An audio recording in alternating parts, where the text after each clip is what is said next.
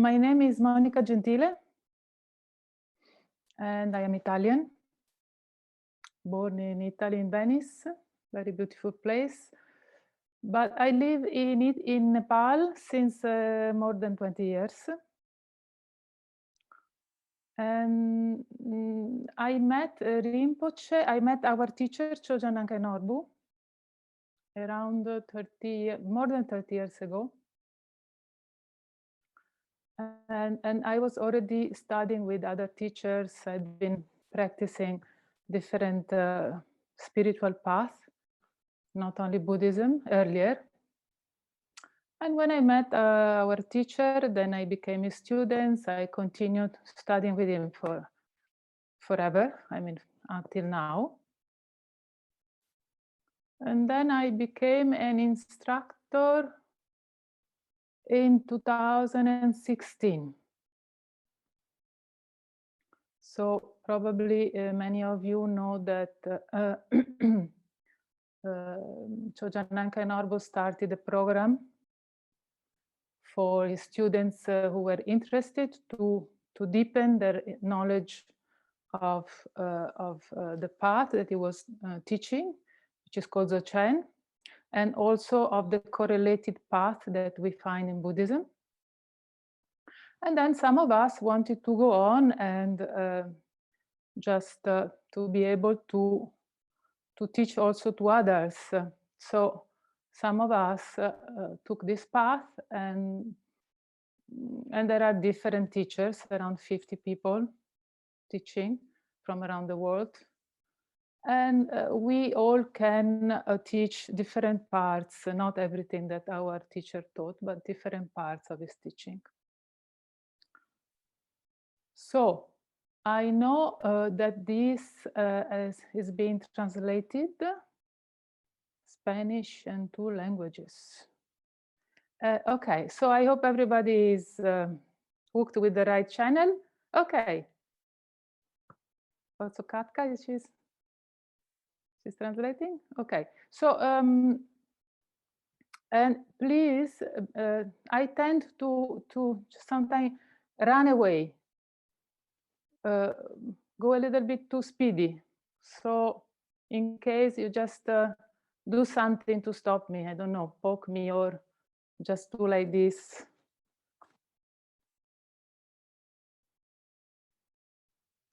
So today is Sunday morning. There is Sunday morning. Here in Nepal is Sunday afternoon. It's around 3 o'clock. And we are towards the end of this first module, let's say. And today we are going, the title of this topic is Intelligence in Action. And what we are going to, let's say, reflect on, study together, reflect on together, is, of course, the value of actions, how our action come about, what is behind action, like intentions, our motivations, how we deal with this, and most importantly, of course, is if our actions have consequences or not. This is a very important thing, because basically we have to live with it. So yesterday, for example, Stofelina, she made an excellent lesson about impermanence, and she really brought us deep into impermanence with she make us notice it, observe it from very, very, very, very near, and also she made us experience it, because sometimes we know many things, but we have no much capacity to observe it in ourselves and in our surroundings. So we also did meditation and we saw how it works. And today, basically, we will ask ourselves if this, let's say, universe universe outside of us, inside of us, is in constant change. Is it a change that happens by chance or not? In other words, if we plant seeds of tomato, do we get tomato or we get zucchini? So now I would like with you to just take a few minutes to just like kind of calm down, to come back to our presence. Because I think if you are like me, you are doing things till the last minute or the last second of a webcast.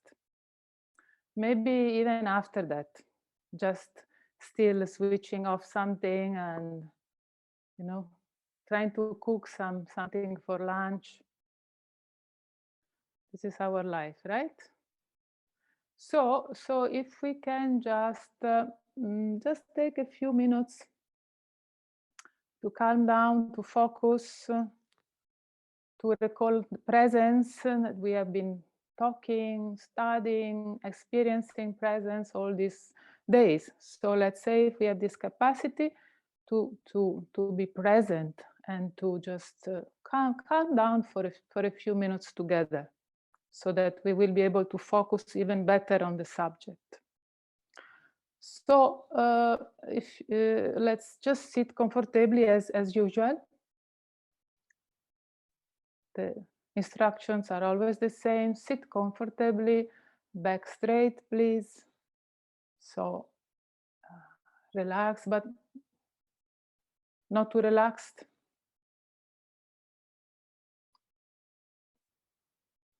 We can keep our eyes open. If we're very distracted, maybe we close them.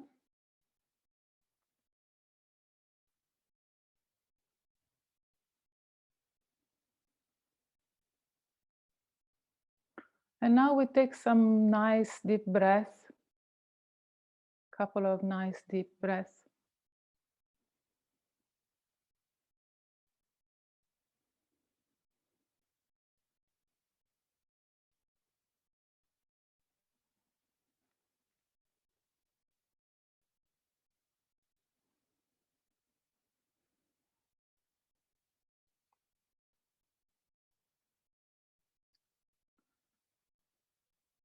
And now we focus our attention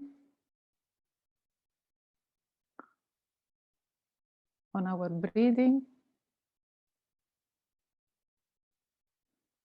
and specifically on the sensation of our chest when we are breathing.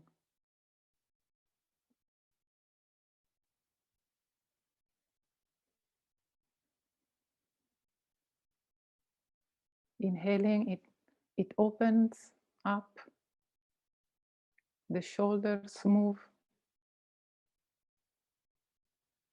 the chest expands.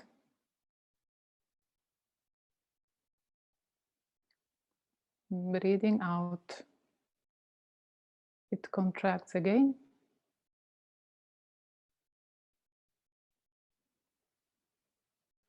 We focus on the sensation.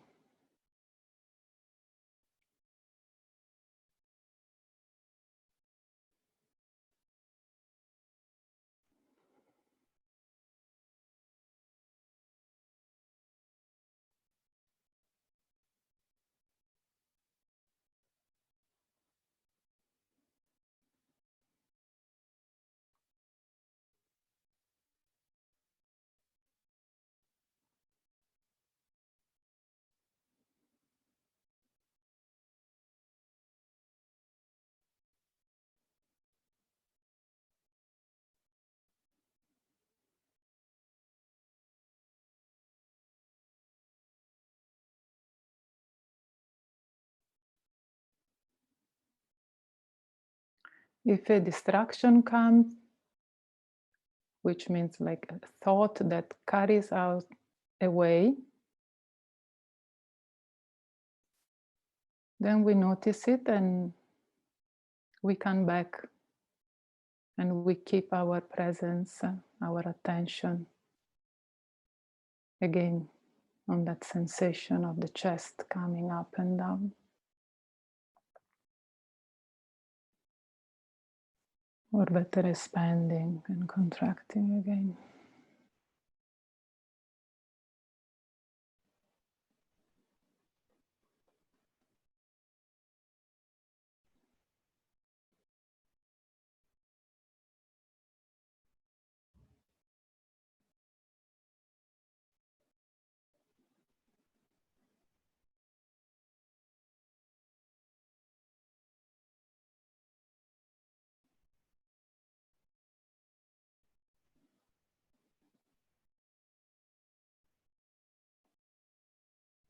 Okay.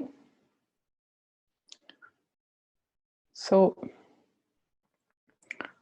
we are going to explore this this subject of actions, intentions, motivation, consequences. Of course, we know very well that our lives are a continuous flow of actions from when we get up to when we go to bed. And there are many actions which are kind of small action, involuntary actions, even just dictated by physiology. We have to eat, we have to drink, going to the bathroom.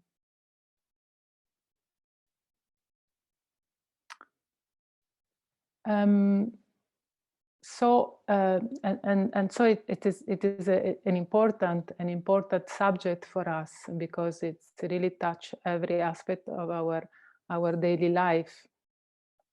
And here the theme is always how to bring presence and awareness in our actions.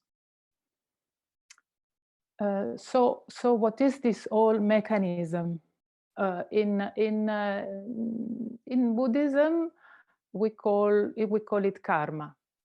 Karma is the understanding that there is our actions, basically very easy. Our actions have consequences. There is a nexus of cause and effect between what we do and what we experience on a personal level, and also on a more planetary level, we can say. And of course, when the Buddha was meditating for many years, when it was his last period of meditation, and he had an experience, a direct experience, where he saw his own lives. He was able to contemplate his own lives at first, and then also the lives of other beings. Then he was able to see directly this connection between cause and effect. And that is why later on he taught very specifically about how is that that these actions that we do produce certain effects. But of course, and how they produce those effects not only during one course of life, but also during many lives. But we of course we don't believe those things, because we don't know those things. We haven't seen those things. But can we actually experience this cause and effect relationship in our own lives? This is a relevant question for us, because can be anybody, Buddha or whoever, tell us certain things, but we always have to, let's say, check it by ourselves. Otherwise, it does not become really relevant to our life. And here also, basically, I'm not really teaching something. I'm just asking you to observe that if certain things are really true and relevant to your life. So, can we observe this cause and effect, let's say, link in our life? This is the question. Our life, which is in our experience, it is this interval between our birth and the death of this body. Can we observe? Can we find this that it is true that there is our action bring consequences?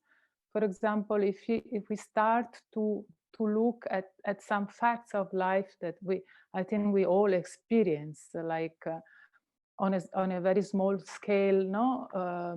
If we do an action which is very bad and can have very immediate bad consequences, like punching somebody in the face. Punch somebody, he will immediately try to punch us back. Or we torture some animals, and this animal, of course, if it's a dog, it will try to bite us. So we can see that our, let's say, bad action, our negative actions immediately have an effect.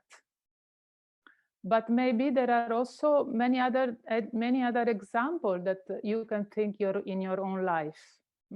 Everybody is different. Maybe we have noticed this effect either in ourselves or in others, and it doesn't need to be something bad that happened. It can be something really good. If something really good happens, that did we notice something very good happen, and then it had an impact on ourselves on a psychological but also material level? Can we think about something like that? Or if we go from our personal life to a planetary level, let's say, we can see nowadays we are talking very much about these risks that comes from basically having polluted the earth to a level of saturation. So do we know, have we noticed, or do we know because we studied it, because we heard it, we saw it, that the way that human beings have polluted the earth and the soil and the air and the water, then have had consequences, very bad consequences for, first of all, we got so many new sicknesses, like cancer, like AIDS, like allergies,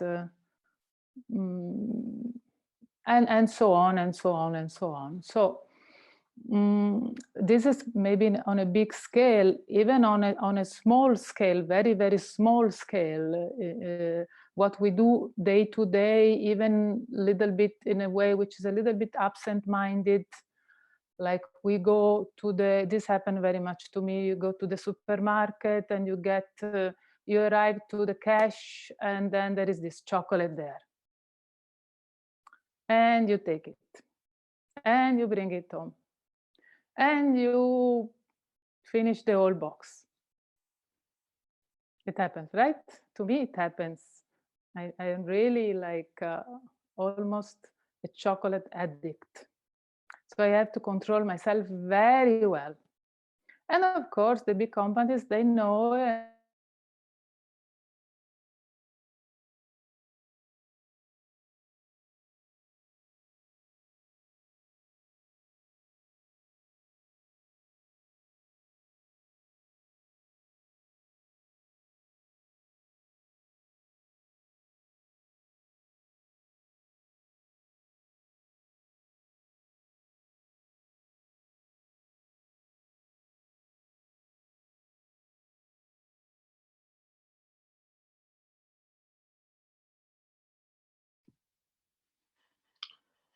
Hi, hold on 1 second. There might be some connection problem.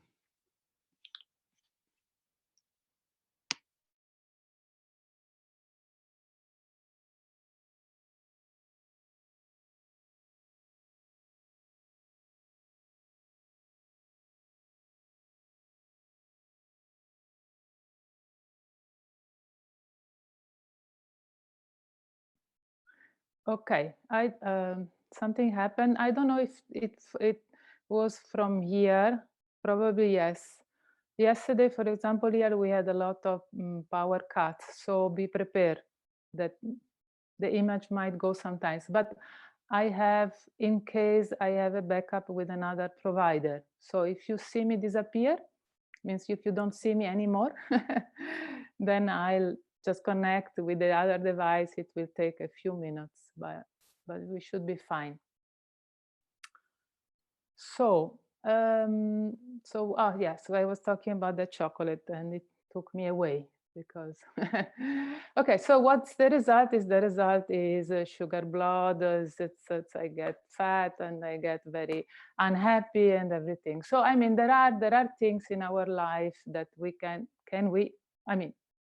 for me, I can see this let's say, cause and effect, causality, things working in my life and in the life of others, and so on. And so I would like us to just give ourselves a couple of minutes of meditation. We can call it, usually in our Western society, Western culture, we call it contemplation. When we, let's say, reflect upon something very deeply. So if we can just give ourselves, let's say 2 or 3 minutes, we just dedicate, we sit a bit straight, and then we take a couple of nice breathing, and we try to find out if we can localize one of these examples in our own life, something maybe that was quite important in our life. And if you're writing, you can also write it down.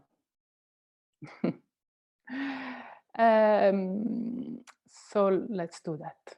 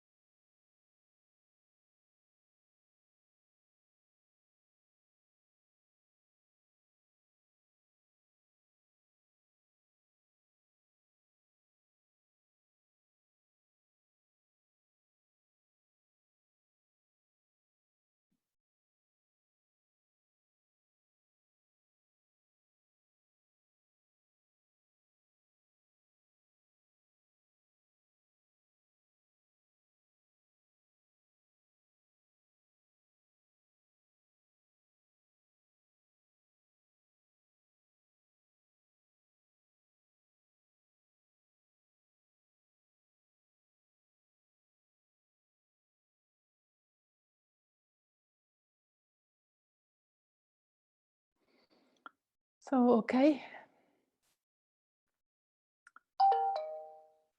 I hope that each of us kind of being able to think about some episode in their own life, or more than one.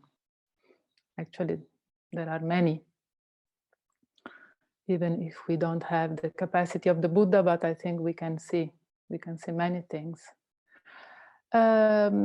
So once we see this correlation, that, let's say, what is good bring back good result, what is bad bring bad results, not maybe in a short time, but in the long run,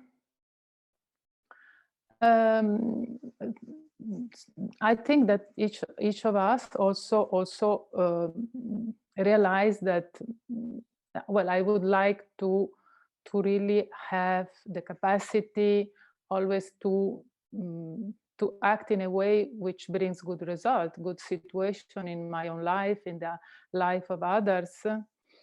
I don't think there is any of us who likes to suffer and to have bad situations. So I am assuming that everybody say, yes, I would like to do something really good. My assumption. This is not very much interactive. Maybe at the end we can share something, but for the moment I'm just assuming everybody is on that page. Okay. So how do we get the knowledge and the capacity to act in a wise way? Somebody saying yes, of course. Thank you, Natalie. So how do we get the knowledge and the capacity for carrying out wise actions, let's say? Of course, we already have a lot of knowledge and capacity, but maybe how to increase it, how to make it stable, no? What are the means that we can have for doing this? So in each culture, in each societies, there are many, let's say, roadmaps, I call them. Roadmaps are like kind of collection of signals, indication, which are really principles that that teach us what is good, what is bad, what is a virtuous action and behavior, and non-virtuous action or behavior. And of course, this is called ethics or morality. And that is something we know very well, because our parents, our teachers, our spiritual leader have tried to raise us in adhering, what you say, knowing these principles and following this principle. And of course, they've done their best. Of course, there are whatever part of the world we are from, there are those kind of ethics and moral principle, and they might be a little bit different from each other. In Catholic countries, we start from the Ten Commandments, for example. In India, we start from Manu Code. In China, maybe some Confucian heritage, probably. So different cultures, different rules, and also in Buddhism, there is a Buddhist ethics. Buddhist ethics is a study of what is virtuous action and non-virtuous actions. And in Buddhism, it's interesting because they are like subdivided in body, voice, and mind. The first day, I think also Julia was speaking about our three existences. We have body, we have voice or energy. She said about prana, energy, and mind. So in Buddhism, then we have this subdivision. For example, unvirtuous actions of the body, of course, is killing, number one, stealing, number two, and so on. And with our voice, then we have insulting, we have gossiping, for example. And with our mind, at the level of the mind, of course, which is a subtle level and very important, we have, for example, malevolence. Malevolence means that we wish that our enemy gets something bad. We think we have enemies and we wish them something bad. This is an example. And then, of course, there is a list of virtuous actions, which are basically the opposite of the unvirtuous. For example, the opposite of killing will be protecting the lives of others, and so on and so on. So when we look at this, let's say, ethic and morals principles that we find in different civilization, cultures in the world, I think we can really, let's say, see that there is kind of a core of all these principles. Even they might be a bit different from each other, but there is a core which is made of kind of two pillars, so that even if we don't remember or we don't know many things about our own moral codes or others, then we can always come back to these two pillars, to the understanding of the first is just not harming others. Very simple. We don't harm others. This is the principle of non-violence in Asia, for example, which has been very much developed even by political figures like Gandhi, Mohandas Gandhi. And this is really very important. At least it is said we should not harm others. If we cannot do anything good, at least we don't harm. We don't do anything bad for.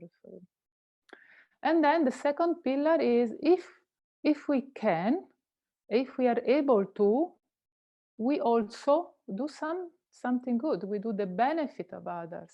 It's like how we do it is like Jesus said. Jesus said, do to others what you would like them to do to you.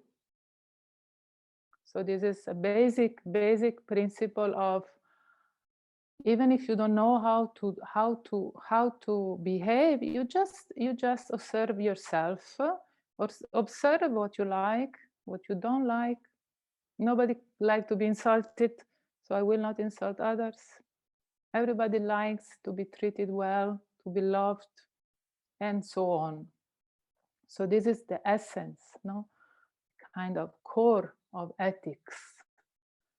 And it's universal. Of course, it's universal, and we find it also explained by the Buddha in many sutras. Sutras are, let's say, the words of the Buddha, the teachings of the Buddha that his disciples wrote down after he passed away. So now, okay, we have all these principles. We understand also the core of this principle, but unfortunately, maybe we can look around, we can look in ourselves. It's not really enough to know all those things usually. And then there is another further step which is important. Even if we think, okay, they have value, but we tend to forget many of these things. No? We tend to be very distracted, no? So there are many traditions, many spiritual traditions, included the Christian tradition, included the Jewish tradition, included the Hindu traditions that have a set of, let's say, mind training, uh, um, to, let's say, set this kind of principle of nonviolence and benefiting other in the mind. So we can, for example, in many traditions, there is prayer. Prayer is just reminding us, reminding ourselves, ask help if we cannot do some certain things. And then there is meditation, of course. Solitary retreat. Jesus went into the desert, for example, to prepare himself to do something that he really didn't like to do, probably. And so we set with this process, we go on the level of the mind, and we really set our intention to follow what we know is good for others, is good for ourselves. And of course, Buddhism is very much keen on understanding what are the main factors that makes an action complete. I formulate again, maybe it was not clear. There are actions which brings a complete result. Complete means they have, undoubtedly, they will bear result. They will bear consequences. So what are the factors of an action that bear total result is, first of all, is intention.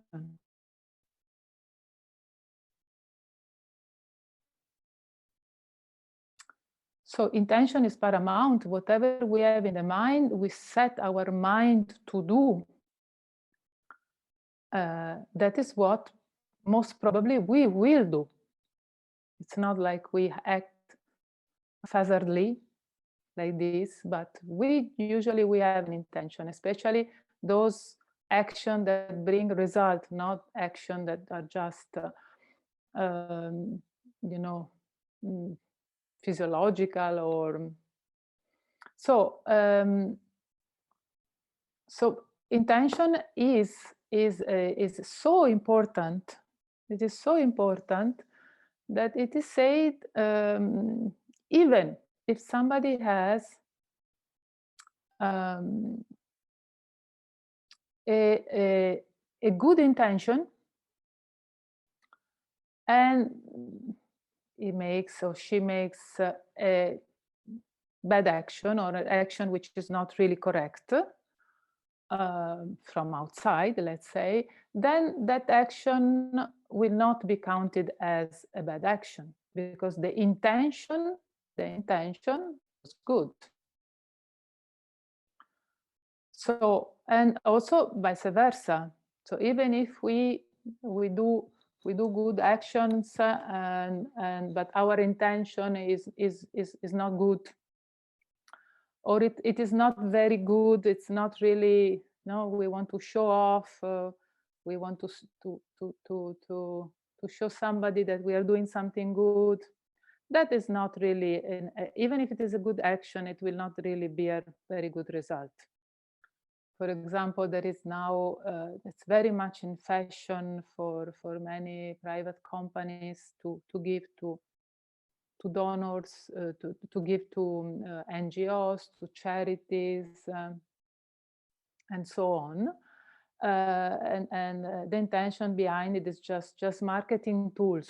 So they give a few peanuts and then they put a gigantic photo on Facebook of the good they have done, for example.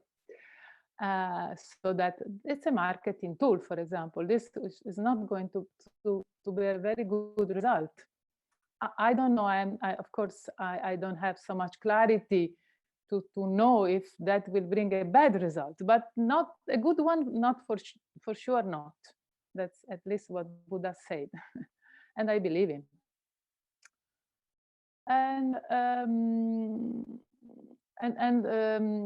so we and then there is another important factor that brings that makes the action completed, let's say. And I think it's a very important thing that sometimes we overlook, and it is satisfaction of what has been done. So if we have the intention, and if we carry on that action, or we ask somebody else to do it, it's the same, even if it's somebody else. And then we have a satisfaction, a sense of satisfaction. We are satisfied, oh, I have done it, that in good and in bad, it's an action that brings perfect results. So actually, this is a principle which you find a bit everywhere, and also in the law. In the law, also this principle of intention and satisfaction is present, because, for example, if a prosecutor if somebody has committed a murder, let's say, has killed somebody, then the prosecutor will look into the intention of that person. If it was something that happened by chance, if there was an intention from before, for how long before, and how it was carried out, and even they will look into some kind of proof that there was satisfaction in what has been carried out, just to prove intention. No, so this is really a kind of a universal factor. This of intention, action, and satisfaction. So that is what, in general, our let's say our world provides us with, no, with rules, with some practices, some mind training to re-educate ourselves. And it means with some knowledge and also with some practical methods. So we have ethics principle, then we have intention, setup, and then we ask ourselves again, no, is this sufficient for us to really always being able to act in a correct way. In a correct way is always something that we remember. Don't harm anybody, and bring benefit if it's possible to ourselves and others. Ourselves also, this is ourself included. We often forget ourselves. There is a lot of self-inflicted suffering, self-hatred in our society. So is it enough? It helps greatly. It helps greatly to have all this knowledge and these methods, of course. But it's still it's difficult. It's there are things that goes out of hands very often. I don't know if you know this English idioms. Pushing someone's buttons. Pushing the buttons. It's like when you switch on television or radio. There is a button, and you push it, and it goes. So there is this way of saying pushing someone's button, And it means that someone, usually with some intention also, try to, let's say, to do something so that the other person has a reaction, a kind of immediate and unstoppable reaction. This happens very often when to us, to all of us, when our core values are somehow we feel that our values are under attack. We are in a situation in which somebody really attack our core values. We feel very personally attacked. And it happens even if sometimes, at least to me, even if I know that that situation will come about, I go with my eyes open. I know, okay, this person will try to push my buttons. I know it, even though sometimes it's very difficult to stop. You have this a reaction based on some kind of impulses of so that means that there is an important part which is somehow not covered by just knowing and training in prayer or in re-education sometimes, and it's, by the way, a very interesting mechanism, this of pushing the buttons, because lately, just last week, I somehow found an example of this while I was in conversation with some friends in a Buddhist chat, and that I want to tell you. It's an interesting subject nowadays, very current and very eye-opening, I think. So we were in this chat, and there were numerous people. We were talking about the social media, the messaging platforms. So we know that social media is very manipulative, that the messaging platforms now, with all this mess that is happening around the world, especially in US, there is a lot of scrutiny. There is a lot of talk of saying, okay, can a private, because it's private, allow everything happening in the platform, and so on, so on, so on. So, okay. And in that chat, there were the usual people that say, okay, I will cancel my Facebook account. No? From time to time, they say it and never do it. Anyhow, that is common, no? But there was some people in that chat that were trying to kind of just convincing others. There was somebody that was a little bit more, keen on and then he said, okay, then what if tomorrow this platform will decide that Buddhism is not okay, and then they will cancel us, they will suppress us, they will persecute if we have credit card, if we have a salary coming through the internet, and so on, so on, so on. So the chat was in Italy, was based with people in Italy. I mean, there is nothing like a scenario like that happening. No, we are not in other countries, But that person was just trying to push the buttons, just attacking what the core value of those people in this chat was Buddhism, or at least one of the core value, and pushing that button, So it is a very manipulative mechanism that we should be very well aware. Why we should be well aware? Because those things can lead you really to feel all the worst emotions.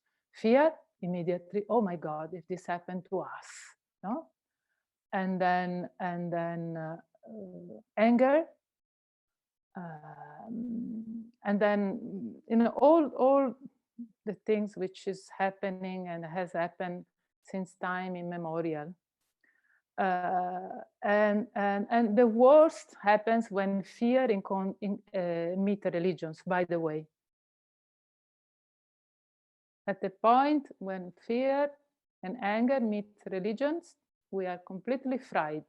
It doesn't matter if it is Buddhism. Even Buddhism can be really, completely go bad if we mix it with our fear, with our anger, and so on.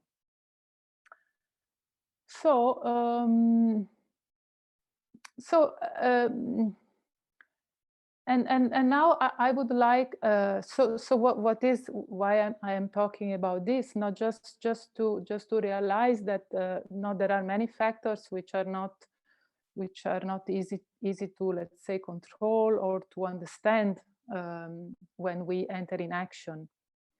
Many times we are completely conditioned, and I just want to read you a few sentences from this book that our teacher Chojan Nankai Norbu wrote, which is called The Way to Enter the Teaching. And we find a very concise couple of sentences, really, that says, the primary cause of negative actions consists in being conditioned by emotions. So we must take special care to avoid negative emotions by always maintaining presence and awareness.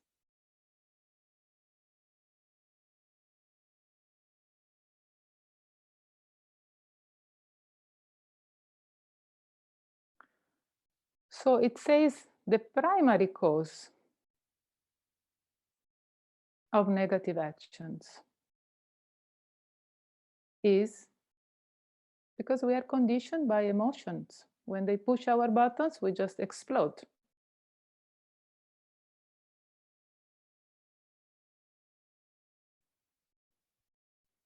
And what is the remedy of it?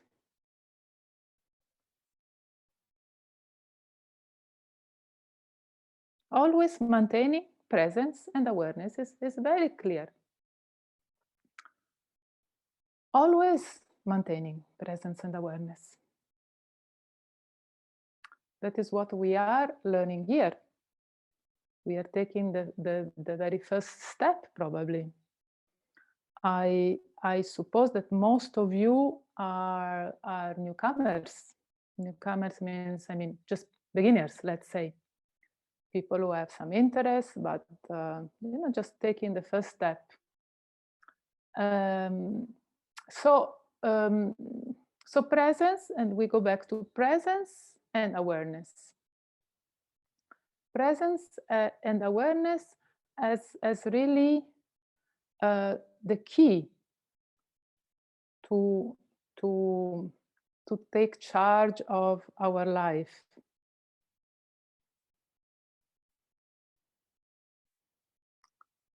And I think that we spoke at length in these days about presence and awareness already. And Julia spoke about it, and then Lucas gave a fantastic, let's say, definition, and Stoffelen showed us presence and awareness in impermanence yesterday. But however, maybe I will just repeat it briefly in case somebody was not there. Or anyhow, it's always very useful to repeat things. At least it's useful for me. So I think it may be useful for you too. So presence is an aspect or a faculty of the mind, we said, through which we are able to turn our mind to any object or phenomena or object and keep being present to this object in a continuous flow, in an undistracted flow. So we hold this object with our mind. And of course, presence is something very common because we are able to do it, and we do it all the time. This faculty of being with an object, whatever it is. I mean, it can be, as we saw before, we did it with sensations, we did it with in these past days with the breathing, with the body scan, and so on. So presence is this this innate faculty of our mind, which we have, but which we underuse, let's say, and because we are carried away by distractions. But if we develop it, if we train it, it can really become like a continuous flow of presence. And when it becomes a continuous and effortless flow of presence, of course, at the beginning, we have to do a little effort, most probably, unless some of you is a super meditator, super yogi. Otherwise, of course, we need to train. There is no way out. And that's what we are doing, and we will be doing, keep on doing during the next weeks and months for those who want to do it. Now I think it's 1 hour is gone, so maybe we can take a little break.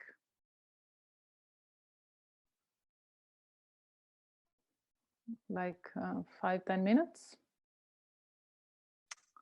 And yes. And then we come back. And while we are taking a break, we try to be present, of course. We just get up a little bit, maybe slower than usual, so that we train ourselves instead of jumping, and we are present. Whatever we need to do, we need to make a coffee, or we need to go to the bathroom, or we need to stir the vegetables, whatever. We just try to be present to what we do. Okay, see you in 5 to 10. Thanks.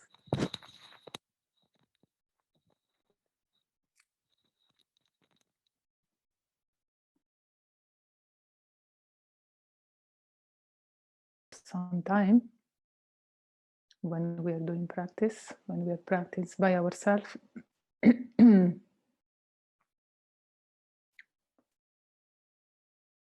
So eyes, for the eyes, as I said before, you can keep them open, a little bit lowered maybe. Or if you have many distractions, you can sometimes close.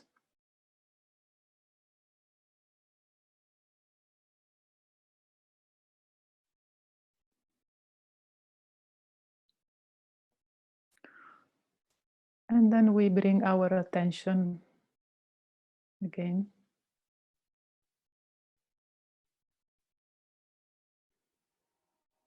to the breathing.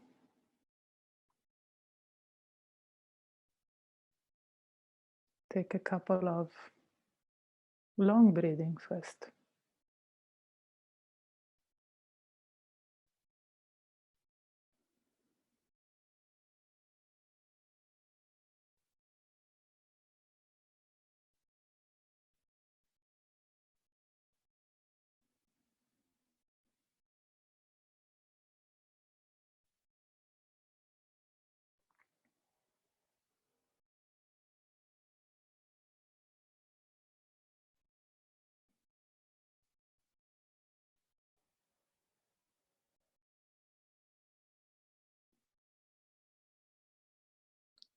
And then stay with the breathing, with the sensation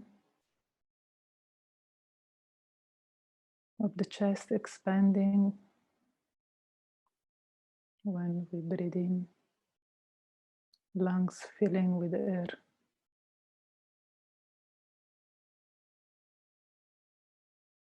And when we breathe out, the lungs empty and our chest contract back.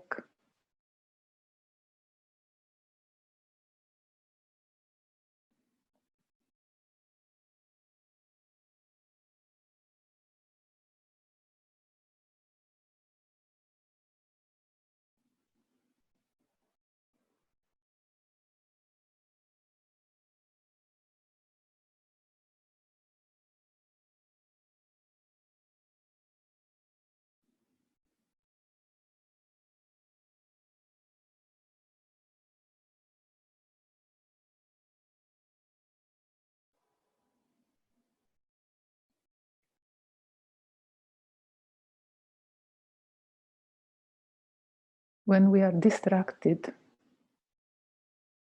carried away by thoughts,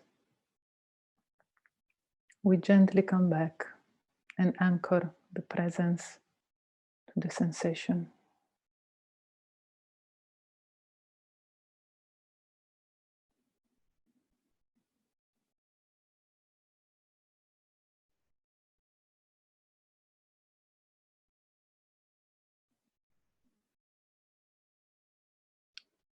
Check also if you feel rigidity or pressure when we try to keep our presence on an object. Sometimes happens that we cause some kind of rigidity, or maybe our shoulder becomes rigid, our neck.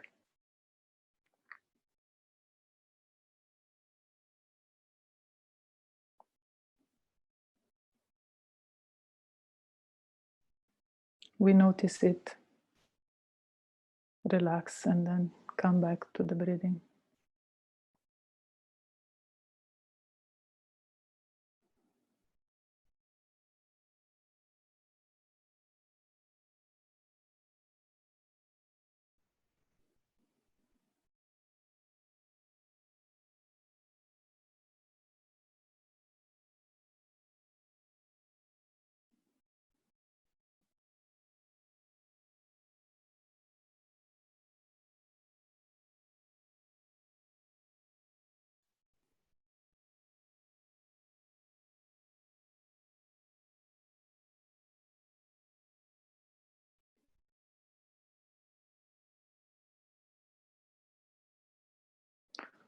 Okay.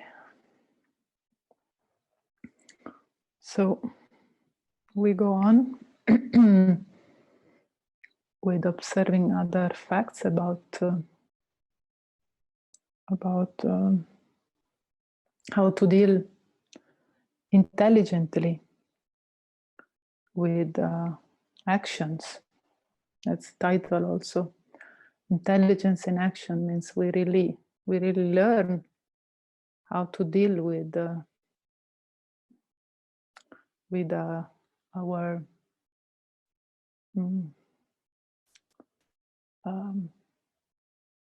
let's say emotions, and with our ignorance that make us grasp at things and so on, so that we can build a new way to, or find, it's not really building anything, but just find a more relaxed state through which we can act from a different perspective. So presence helps us, and right now what we did is that we were focused on, we were trying to anchor our presence on a sensation. And we did it because if we don't anchor the presence to an object, at the beginning as a beginner, then it's usually easier that we are completely distracted. So if we perceive the sensation, if we know that we were perceiving the sensation, we were present continuously on this, then that is presence. We were present. And then normally, naturally, we get distracted. And when we get distracted, what we do? We just gently come back to the object that we decided to anchor our presence on. And so this capacity to know that we got distracted, yes, and we go back to presence, that is called awareness. And that is the second leg, no, of what we said before. We said always maintaining presence and awareness. So there is these aspects of the mind in which we maintain presence, and we are able to understand and to see when we get distracted and come back to the task of maintaining presence, whatever the task is. We will talk more about awareness also in a short while. So we say that presence is sometimes we can define it as a kind of a muscle, almost a faculty of the mind that we can train and we can develop until it becomes like a continuous flow. And when we train, we do like we are focusing, like when we use a microscope or to look something. So we are acting on it.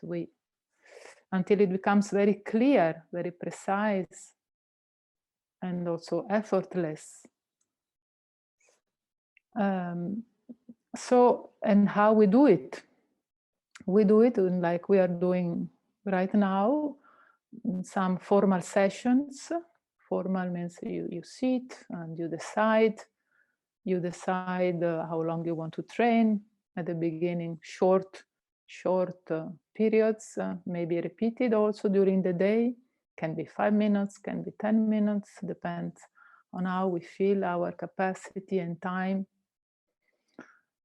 And of course, there is also the possibility to do for a little longer retreats. It's very, very, very useful if it's possible. If we have time, we can make time for retreats of weekend or even longer. Probably something will also be organized later for those who can, so that we go a little deeper without having to immediately jump out into our daily life. It might not be easy, especially at the beginning. So and then of course then we have training in daily life. Means formal session, then we go back and we can apply that same principle of presence into our daily life. We have seen, like we did before during the break, what we do. We just try to apply the presence in daily life. And I like to read a quote from this beautiful book, The Mirror.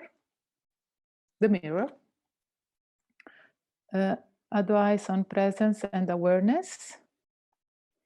That really, let's say, teaches how to do it, how to apply presence in daily life. It's a really very clear explanation.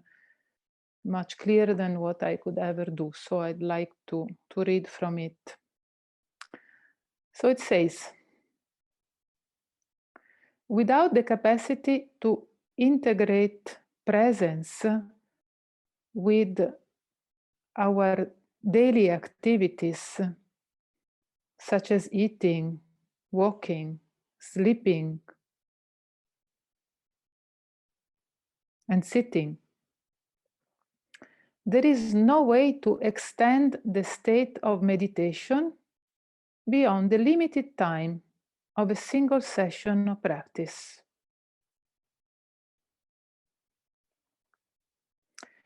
And until we have stable presence, there will always be separation between meditation sessions and daily activities.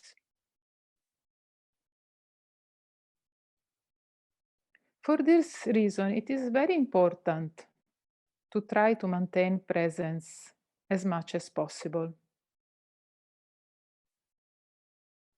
integrating it with all our activities, just as the Buddha explained in the Sutra of the Wisdom Beyond the Intellect.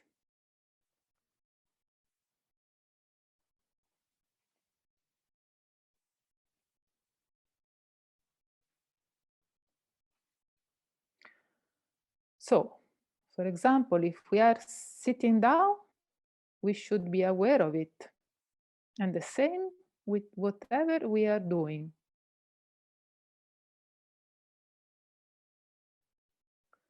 Whether it is having a bite to eat, or sipping a drink, or saying a couple of words,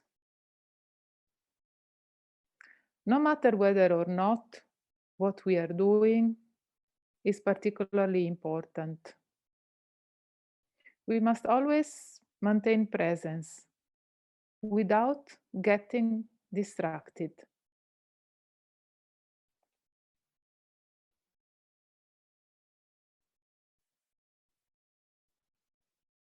For example, the moment we feel the impulse to walk,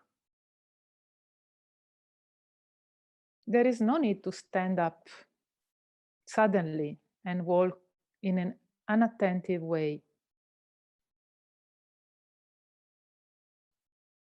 Rather, we should walk bearing in mind, now I'm getting up, and while I'm walking, I don't want to get distracted.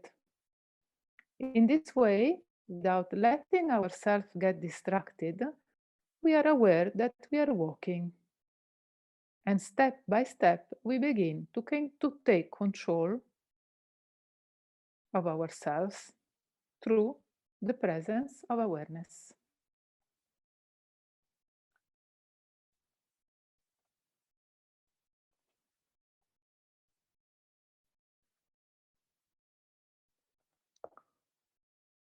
So I think it is pretty clear. I mean, we don't have to do anything special while we are applying presence to our daily life. It's really daily life, means whatever we are doing, we are applying presence to it. Included if we answer the phone, for example. And of course, we will get distracted a zillion times. And then awareness helps us. It says, you got distracted. Now come back to presence. So this is the way that we practice in daily life. And it is, at the beginning especially, it's useful to just dedicate a certain time when we are a little bit more free. It is difficult to jump into doing it during a busy schedule. So at the beginning, we know that we are coming back from work, or we have a lunch break or whatever, and then we say, okay, then now I just look at the watch and see, okay, I have 10 minutes, 15 minutes, half an hour, 1 hour. And I will do it. I take commitment from 3 to 3:30. So we train. Means training. And of course, when we are present, it doesn't mean that we have kind of a commentary. Oh, now I'm doing this. Now I'm walking. Now I am sitting. Now I'm getting up. That is not the thing. We should not have a commentary.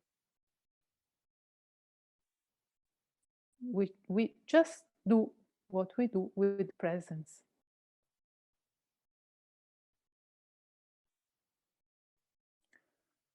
And when we are really able to maintain this presence and combine with awareness, with this capacity to go back from distraction and so on, then there is a real chance to maintain it and to slowly overcome these famous negative emotions, bad intentions that we have in our mind that pop up without even noticing from our side, and then we can stop actions. Actions come after, so we just go to the root of the problem here, and this is extremely effective. Of course, is no magic. It happens in time, but then we start noticing that something really changed, that we become less reactive. We should notice that slowly we become less reactive, or at least we realize what's going on right now. Even if we have reactions, we should not scold ourselves, no, but at least we should at least notice. We should notice, oh, this is going this way, and that is not the way I want it to go, for example, no? So, and the more we develop, and the more we really our life slowly change, take a different direction. I don't know. It's something that really works, because as we said, it's not something separate from our life. It's not like okay, do the 10 minutes meditation and then just forget about everything else. This way of integrating it in daily life, no, this particular way that our teacher taught us, it's really very effective. So I hope you can really find a little bit of time. It doesn't need to be a lot of time, but a little bit of time to remind you of these practices, and do it by yourself, or start doing it by yourself also. So so now maybe we'll talk a little bit about awareness, this other leg of this pair of presence and awareness. We already say that it is while we are meditating, we know we get distracted, we go back. This is also awareness. And also there are other examples, like Julia told us the very first day, maybe you remember. She said about this example of the poison, the lady with the glass of poison in front, and so on and so on. But I'm not going to repeat that example, but I will make an example from my life, so that maybe we can revise our understanding, make it more clear.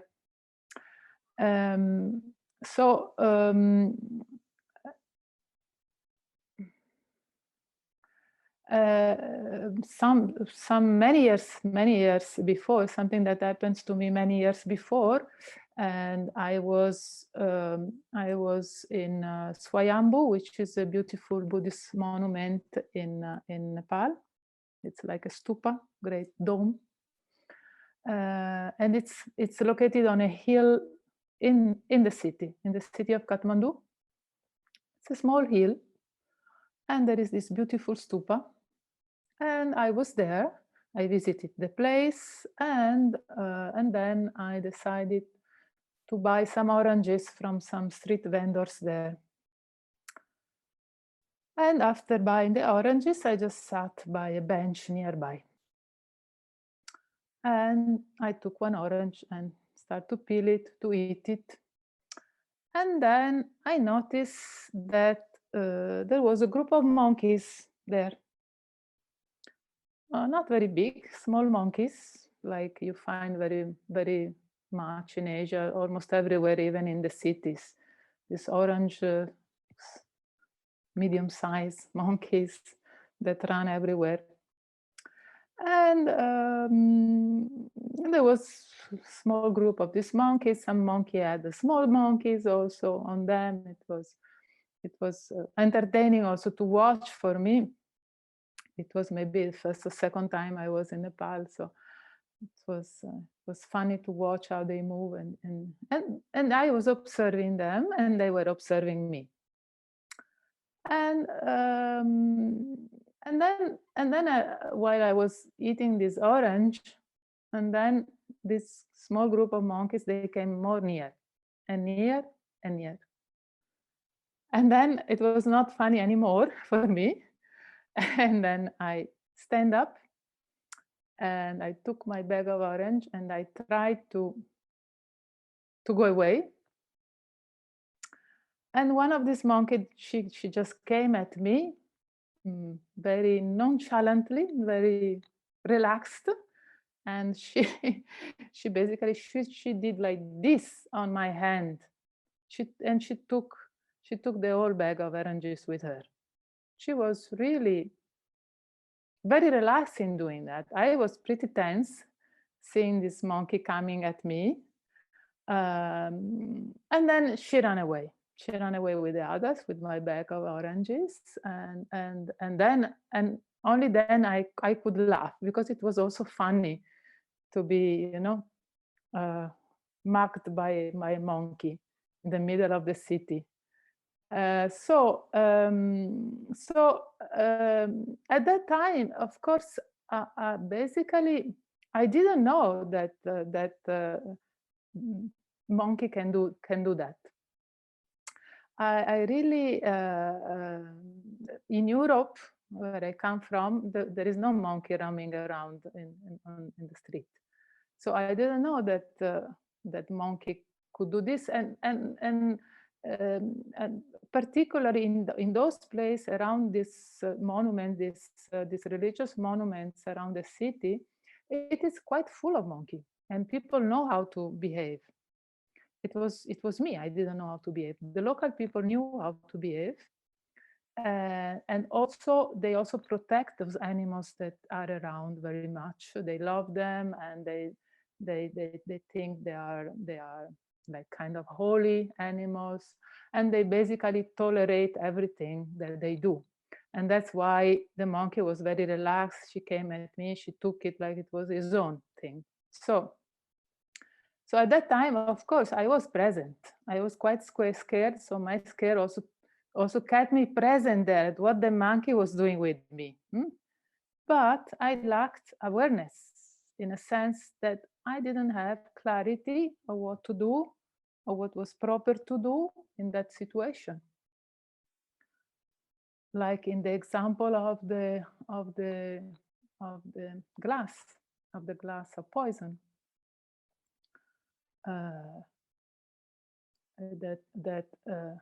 It was in that example, it was quite the opposite. So the lady lost her presence. Even she knew that she had poison in front, she drank the poison. So basically, this is an example to say that presence and awareness goes together. One is this capacity to be in the present, not to get distracted. And the other is the capacity to somehow clearly knowing what is going on. And knowing, by clearly knowing, also clearly knowing how to act wisely, how to respond wisely to a given situation. And of course they support each other. Not only they go together, but they support each other. They enhance each other. For example, if we really develop presence to a great extent, we are, for example, we are really able to see things that we could not see before. If we are attentive and we don't have interference for distraction, wishes, okay, you know, we look at somebody and we think, oh, how I would like him to like me, for example. No, this is kind of interference. No, but we look at that person without wanting him to like us, for example. No, just look, how is he, or how is she, or how is the situation. No, then we don't have all this expectation and things that interfere with this observing, and then there is some clarity that comes from there. And awareness also, of course, increase. Then we know even better how to respond to different situations.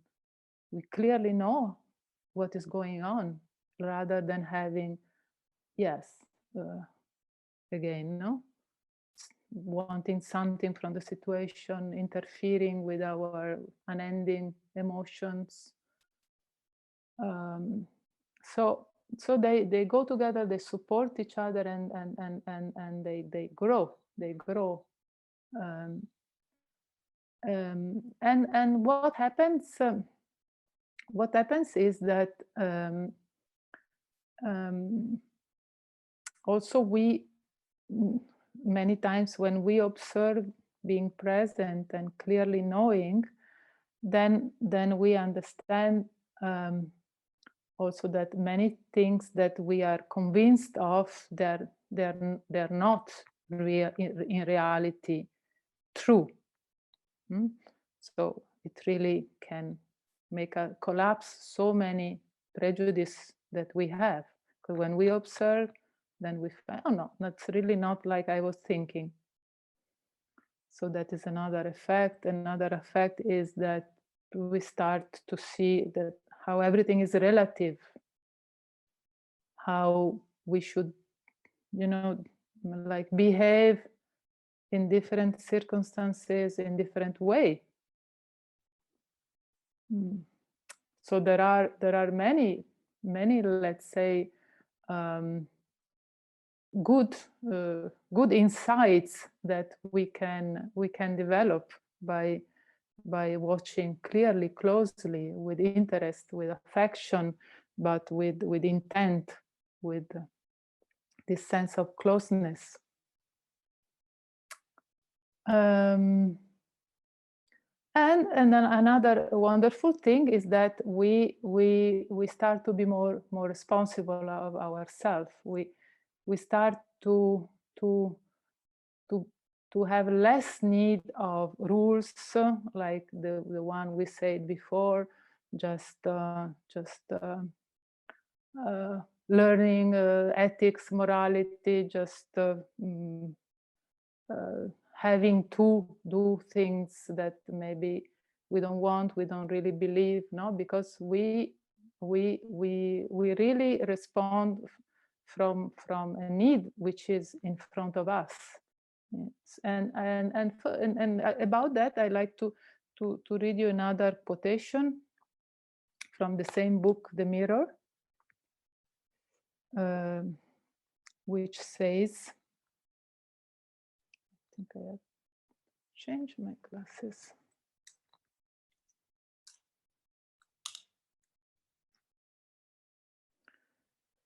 Oh. Because,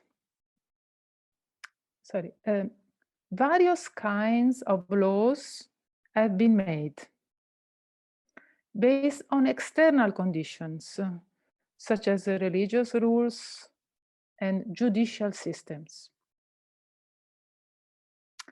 But as far as for the way we observe them,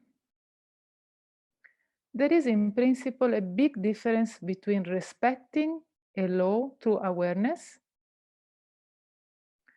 and doing so through compulsion. Generally, since everybody is conditioned by karma, by passions and dualism, very few people respect laws on the basis of awareness. This is why, even though no one wants to, everyone has to submit to the power of different kinds of laws.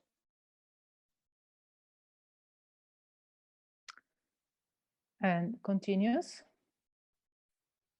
we must distinguish clearly between the principle of law and that of awareness.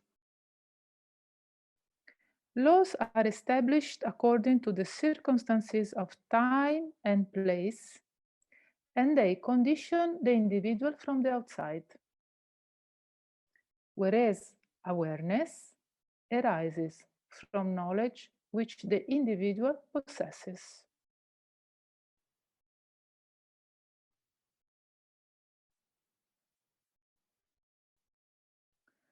Someone who has awareness and has stabilized its presence will be able to live untroubled under any kind of law in the world,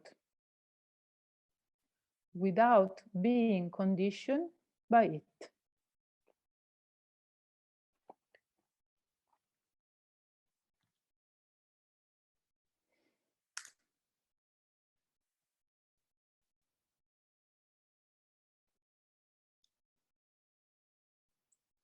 So then with the developing clarity through presence and awareness, we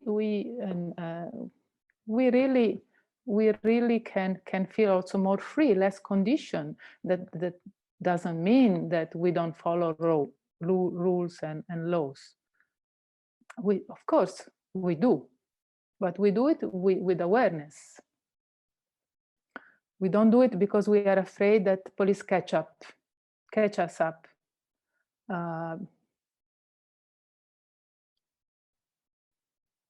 We don't put a mask at the time of COVID because we get a fine in the supermarket. We do it because we understand how to protect ourselves and others. If not ourselves, at least others, for example. So we become more responsible, not less responsible.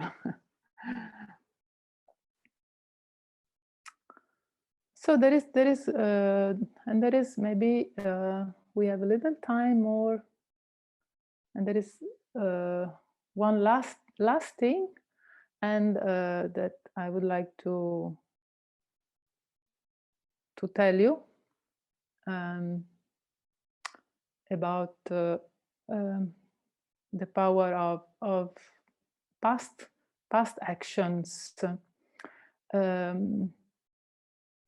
Of course, when we learn how to deal with presence and awareness, we have said we become more responsible of ourselves, and we stop blaming others and the government and the weather and somebody else for our actions. So we really acquire the healthy habits to be responsible of ourselves, and responsible also to understand the law of cause and effect, and to act in a way which is beneficial for us and beneficial also for others, without somebody having to control us and say, do this, do that. But what about if we find ourselves, for example, in a situation in a very negative situation, for example, and we think, oh, maybe it is something that really comes from something I did in the past, no? And I'm talking about this because mostly we come to a spiritual path because we suffer. Let's tell it clear. Because we have some personal suffering, maybe ourselves, maybe somebody very near to us, our family. So, and then we are shocked and we feel pain. And by listening to and being aware that there is this causality also in our lives, maybe we can think about what can I do? Is there anything I can do? Because maybe something that comes from the past. What can I do in the present? No, we might find ourselves feeling a little bit hopeless, and that doesn't absolutely need to be so. There is, for example, many methods which are called for purifying past karmas in all the school of Buddhism, in Sutra, in Tantra, and in Dzogchen. And if you want to follow the path, of course, there are many ways that we can let's say, learn how to purify also past karma, and awareness in itself, starting to feel the need to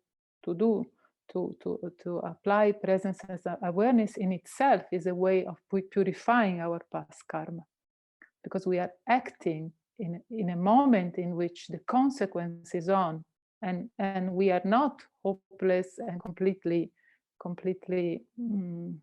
conditioned 100% anymore once we start to apply presence and awareness. And also, of course, it's also there is a kind of a power that we can get when we understand that we can do something in the presence, and it's also when we feel that also happens when we feel regret for something, when we are truly sorry that we did something, whether we understand it fully or not, but then even in an incredible situation like we are in nowadays, now with this COVID and with this virus, which is everywhere and everybody is suffering so much, we are in a kind of planetary suffering. The whole orbit is suffering because of this, no? But still, there is a lot of small things that we can do, and we do. And this, if we have this awareness, instead of again blaming somebody else, looking for a cause, what happened? Did the Chinese release the virus? Did the American release the virus? You know, we can do the small things which are important for us and for others, and that purify this situation we are in. We start really to purify a lot of this bad situation we are in. For example, for me, I can tell you this COVID was and still is a total disaster. A total disaster, because I'm working here in tourism industry, for example, so it is just null, just null. And here we don't have all this social security that people have in the West, so just fright, you know. and a lot of fear, a lot of anxiety. I mean, I am speaking because I felt it. I can say it. And it's very difficult. And for me, the moment it started to turn a little bit into a more kind of feeling of self-confidence is that can overcome is when I started to do something for others. No, whenever I feel really afraid, then I would just pick up a phone and call others I know that we're in the same situation, and just give them some comfort, kind of, telling them, but no, just don't be so worried. I mean, everything, like we said, we saw with Stofelina yesterday, everything changed, even COVID changed. So this is applying a wisdom which is absolutely universal. So we should not feel crushed because, oh, there is this law of cause and effect, and now maybe I am suffering and I cannot do anything. There are many practices that we can do, and that are really very effective. And the first thing is, again, practice, presence, and awareness. So we go back to presence and awareness. And it's with the sincere wish that many people in the world discover the value of presence and awareness, so that we can just like change direction, go into a more healthy life, in the more satisfactory life for everybody, for the planet. And of course, what we need is a kind of basic sanity that tell us I take a responsibility for myself, and I will do whatever I can in my small world. It doesn't need to be a big world. Whatever I can in the moment, in the present world that I live in, and this little circle I live in, whatever I can for myself and for others. And of course, if we are here, it means that we already took the first step. The first step is understanding, just trying to study and to observe what is the real condition of the world, of reality, like we say, permanence and causality. Now we observe, we notice, we observe, and then we practice. And in this way, we really give a chance to whole human species to evolve, to be a force for evolution instead of a revolution. Our teacher spoke a lot about this, how everything starts from the individual, how many individuals with presence and awareness can make evolution instead of a revolution. So I think that it's for today is enough, and we have today Sunday. We have another wonderful session with Fabio Risolo, who is coming up this afternoon, and so I think I will see you again soon.